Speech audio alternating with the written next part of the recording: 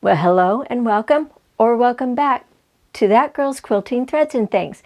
This is a channel where I try to share with you, the viewer, tips and tricks on things that I have learned along my way in my quilting journeys. And hopefully you can take them and use them on your quilting journeys.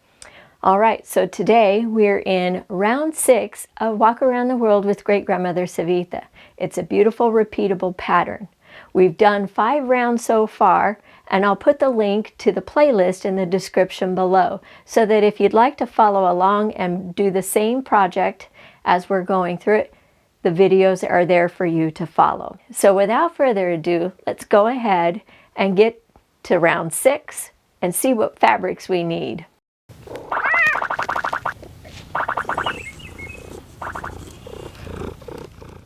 Okay, so for round 6, we're introducing our last focus fabric color, and that is focus fabric G. You're only going to need 4 squares for this round. Then we have focus fabric F, and you'll need 8 squares. We have focus fabric E, you'll need 8 squares. And we have focus fabric D. This should be the last of focus fabric D, so you'll only need 4 squares. All right, let's go ahead and talk about the components to make the flying geese. So your flying geese, the first set, which is going to make up a chevron using your accent fabric K. So for the top half of your chevron unit, you'll make 2 large squares, 5 1/4, with accent fabric K, and 8 small squares of your background fabric N. For me, this is my light background fabric. For the bottom portion of your chevron unit, you'll make 8 flying geese using 2 large squares of your dark background fabric. For me, this is O. And you'll use 8 small squares, 2 7/8, of your accent fabric K. This will make up your sky pieces, and the large squares will make up your peak pieces. Next, we'll make the bottom half of our second chevron units using our light background fabric N and using our accent fabric L. So you'll make 8 flying geese with this combination. This is the bottom half. For the top half of your flying geese, you'll use your accent fabric L for your peak, the large square, and you'll use your dark background fabric for your sky pieces. And last, we're introducing our last accent fabric. So for the bottom portion of the chevron, you'll cut 2 large squares of your dark background fabric O and 8 small squares of your accent fabric M. M as in Michael. For the top half, you'll use 8 background squares of your light background color N, and you'll cut 2 large squares for your peak, accent fabric M as in Michael. Now that we know what we need to do, let's go ahead and get started on the flying geese. So for your flying geese are in combinations that are going to make up a chevron. Each of your flying geese combinations in round 6 is going to be in a quantity of 8.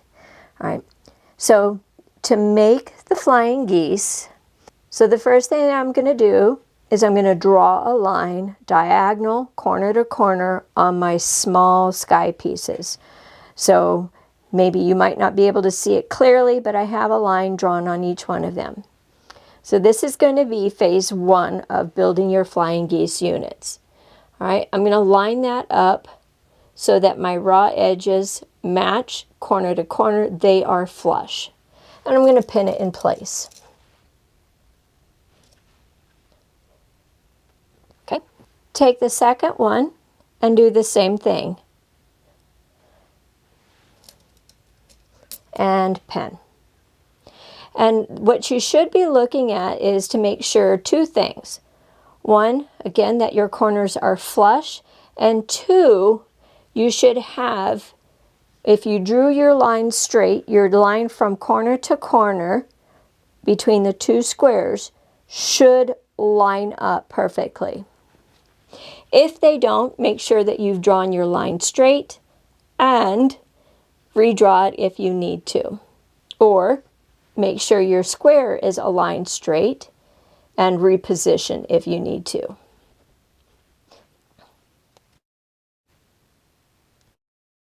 So once I've done that for each of my flying geese units for the combination, I'll take it to the sewing machine and I'll stitch 1/4 inch away from this line. All right, I'll do that on both sides of the line. Now you might want to do a scant 1/4 inch if you have a really super thick line, or if you want to have just a little bit more wiggle room when you're squaring up your flying geese. Quilter's choice for this exercise. So once I've got my 1/4 inch line sewn, we'll come back and we'll cut down the center on that drawn line. And that'll give us 2 separate units. And then I'll show you how to do phase 2. All right, so once you've attached your first 2 squares onto your large square, go ahead and make a cut right down that center line. All right, so I've got 2 here together, just showing you so that you can see also how they're going to be paired up for the chevrons. All right, once you've done that, go ahead and give these a good press.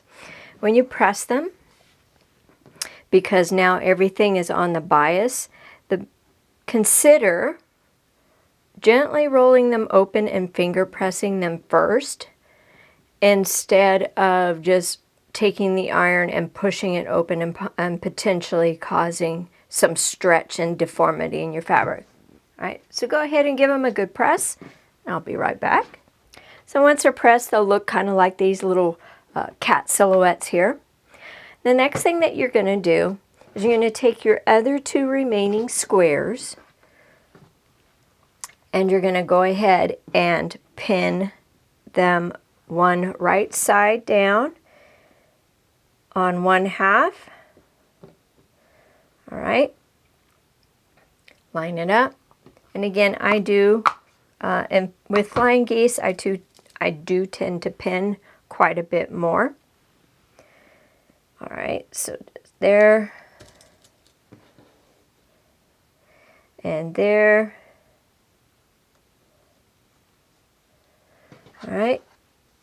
So something else to also kind of make sure your square is aligned straight is that when you see this point come through these 2 half squares, these 2 triangles here, it should be equal. So this here isn't quite equal. All right. So I'm going to make sure that my square is lined up. And this could also be a cutting thing. So just take a little extra time to make sure that your cutting is accurate and your pinning is accurate. Now that's lined up much better, so I'll go ahead and pin it in place. There's one.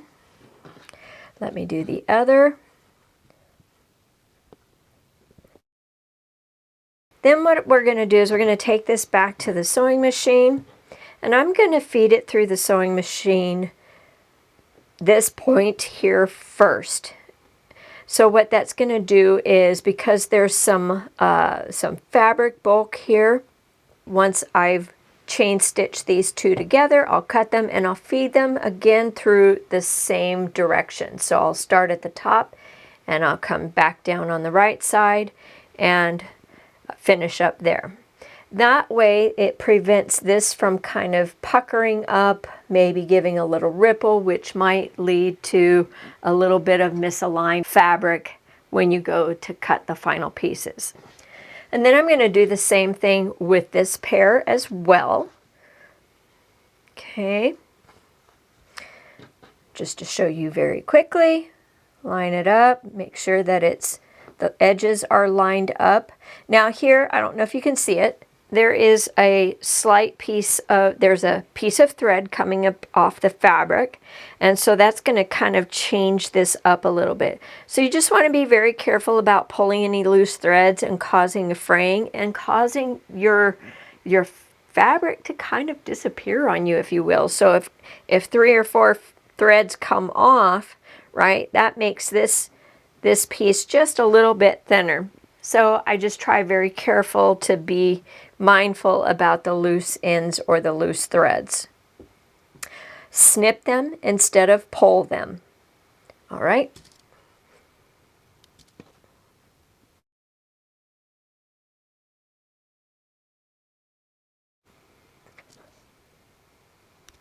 All right, so these are ready to go to the sewing machine, and then we'll come back and I'll show you how to pair them together.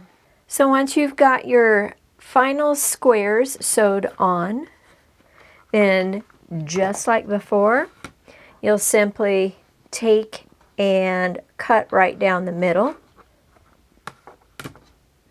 corner to corner on the diagonal. My mother-in-law shared a small tip is that each pass that you go through when you're doing your flying geese units, after they're done under the sewing machine, take it to the pressing station and go ahead and flatten those units back out. Bring them back to the state where the fabric is when it's laying flat.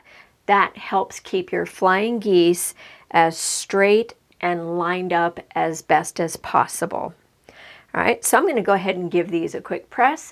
No need to adjust your screen. The color is not wrong. I actually just flipped my cutting mat over so that I could show you a quick way on how I have been squaring up my flying geese. I have a Creative Grids ruler, and I use this ruler to square up my flying geese.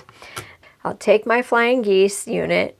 Doesn't matter where you line it. You don't need to use the lines on your mat. Using the lines on your ruler, in my opinion, is best practice. But I'll take where these 2 crosshairs are, and I'll put those crosshairs right in the peak of my peak fabric, right there at the very, very tip.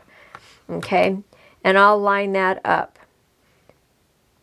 And then what I'll do is I'll make sure that each one of these 45-degree lines here is equally balanced from on each side. So I'm not a perfect sewer, so my flying geese, the peak may sometimes be a little bit narrower or sometimes a little bit wider. And so the key is to make sure, one, that your peak is at the center regardless of how wide or how narrow it is. So I will make sure that these 2 lines line up as best as possible with the edge of the peak. If my peak is a little bit wider, I can either try to finagle and re-sew and reattach, or if it's not that much of an issue, I can just make sure that it's balanced. So if there's a gap on this side, I want to make sure that there's a gap equal size on the opposing side. I also want to make sure, so in this case, my flying geese units, they need to be 2.5 inches wide. I will go and make sure that I have fabric that is over the 2.5 inch line mark. And then once I've got that, making sure that it's straight, I simply cut from the top side my sky piece fabrics, right? Peel it away. Now I have a straight edge that I can use to trim up this side. All right, so I simply flip it around. Now I'm ready to line up that 2.5 inch metric line right on the very edge of the flying geese. I always add the line on the fabric, and I also just kind of do a quick eyeball. So see how this line here, this 45-degree line, is kind of lining up with that? I can also use this crosshair line, this white crosshair line right here, and I can run that right through the center of the peak, And I can line up my 2.5-inch lines there, keeping this line running through the center of the peak, right? And then once I have that, and I can see it's right center, and I see this edge is aligned perfectly with a 2.5-inch mark, now I'm ready to cut the second side, which is the bottom half of my flying geese unit. Now I have a 2.5-inch rectangle. Now all I need to do is make sure that it is 4.5 inches in width so that it matches up with my focus fabrics. So what I want you to see here is where these crosshairs come. They make a little bit of a triangle right here, right? And then also this line comes up this way and it ends right on that 1/4 inch, or excuse me, that 1/2 inch tick mark. And so it makes a semi-closed triangle as opposed to this one, right? I will take and I will line that up, okay? I'll line this line up, which is right where that triangle is, and I'll put it right on the edge of the fabric. Now notice my other 45-degree line is now running straight along the edge of my peak fabric, right? It's right along the edge. And also because this is 4.5 inches wide, I need to make sure that that peak to the edge of the flying geese unit is 2.25 inches. And if I've cut everything properly, I have a 2.25 inch line right here, and look at it. It's lined up exactly with the peak. So I know that this is a good cut. Notice not very much is sticking out, just the dog ears. And sliver dust is all that you see. So I've done that on this side. Now all I need to do is turn it around. And let's do the same thing on this side. So again, instead of using this triangle right here, I'm going to use this partial triangle where this 45-degree line comes down this way, and then that 1/2 inch tick mark just kind of gives me that triangle shape that I'm looking at. For me, I'm a visual learner, so that's how I recognize that I'm in the right spot.